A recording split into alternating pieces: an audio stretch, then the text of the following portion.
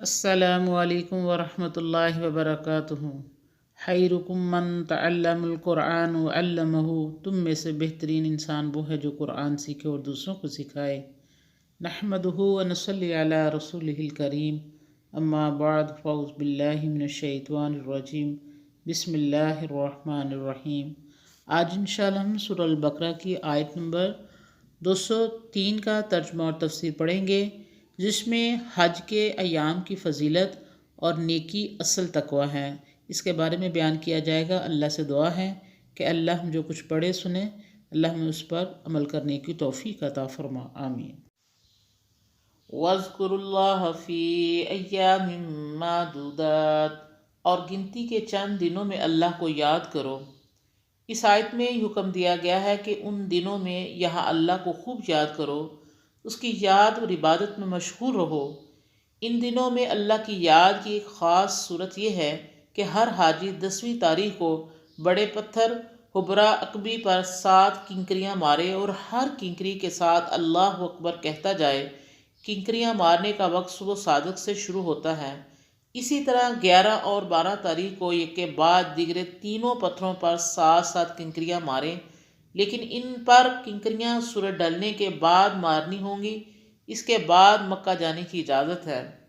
آپ نے دیکھا کہ جب سے حج اور اس کے احکام کا بیان شروع ہوا ہے، ذکر الہی کی تاکید قرآن مجید نے بار بار کی ہے۔ یوں بھی دل کے سکون، روح کی پاکیزگی کا بہترین ذریعہ ذکر الہی ہے، اور حج کے ساتھ اس کی خاص مناسبت ہے۔ دنیا کے تمام گوشوں سے مختلف نسل اور مختلف مزاجوں کے لوگ یہاں ایک جگہ جمع ہوتے ہیں۔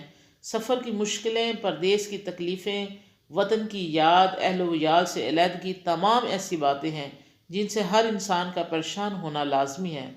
ایسے اجتماعوں میں ایک دوسرے سے الجھ جانا، سخت کلامی اور کشمکش کا واقع ہو جانا معمولی بات ہے، لیکن حج میں ایسی باتوں کا امکان نہیں۔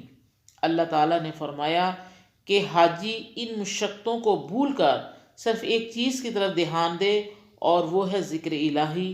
اس کی اطاعت کرے، اس کے احکام سنے اور سنانے میں مصروف رہے، اس کی حمد و ثنا میں مگن رہے، کثرت تکبیر میں باقی سب کچھ بھول جائے۔ وَمَن تَعَجَّلَ فِي يَوْمَيْنِ فَلَا إِثْمَ عَلَيْهِ وَمَن تَأَخَّرَ فَلَا إِثْمَ عَلَيْهِ لِمَنِ اتَّقَىٰ وَاتَّقُوا اللَّهَ وَاعْلَمُوا أَنَّكُمْ إِلَيْهِ تُحْشَرُونَ۔ پھر جو کوئی 2 ہی دن میں جلدی چلا گیا تو اس پر کوئی گناہ نہیں، اور جو کوئی رہ گیا تو اس پر بھی کچھ گناہ نہیں۔ جو کہ ڈرتا ہے اور اللہ سے ڈرتے رہو، اور جان لو بے شک تم اسی کے پاس جمع ہوگے۔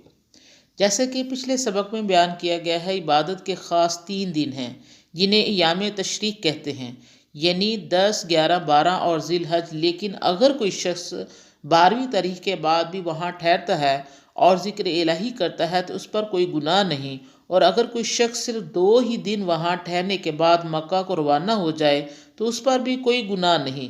اس آیت سے یہ پتہ چلتا ہے کہ اصل چیز تقوی ہے، اللہ کا ڈر اور خوف، یعنی ان چیزوں سے پرہیز کرنا جن سے اللہ تعالیٰ نے منع کی ہے، اس کے حرام کی ہوئی چیزوں کے پاس بھی نہ بھٹکنا، اس کی اطاعت میں کوئی عذر اور بہانہ تلاش نہ کرنا، اس کی خوشنودی کو مقصد بنائے رکھنا، اس کے احکام پر عمل کرنا اور دوسروں کو ترغیب دینا، یوم حشر کو سامنے رکھنا، موت کے بعد زندگی پر ایمان رکھنا اور اس کے لیے سامان کرنا۔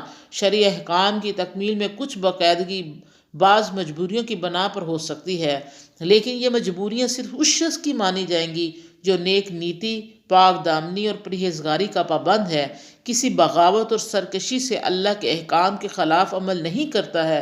ظاہر ہے کہ ایسا شخص اللہ کے حکموں کے ماننے میں ہرگز بہانہ یا عذر تلاش نہیں کرے گا۔ اصل چیز جس کا انسان میں پیدا کرنا درکار ہے وہ تقوی ہے۔ اس کے ہوتے ہوئے اگر لاچاری یا مجبوری کی بنا پر کچھ کوتاہی ہو جائے تو معاف کی جا سکتی ہے۔ قرآن مجید تقریباً ہر حکم کے ساتھ تقوی الہی کی تلقین کرتا ہے، اس لیے کہ انسانی زندگی میں اس کی اہمیت بہت ہے۔ اللہ تعالیٰ کے احکام سے مقصود انسانی زندگی میں طہارت، پاکیزگی اور عمدگی پیدا کرنا ہے۔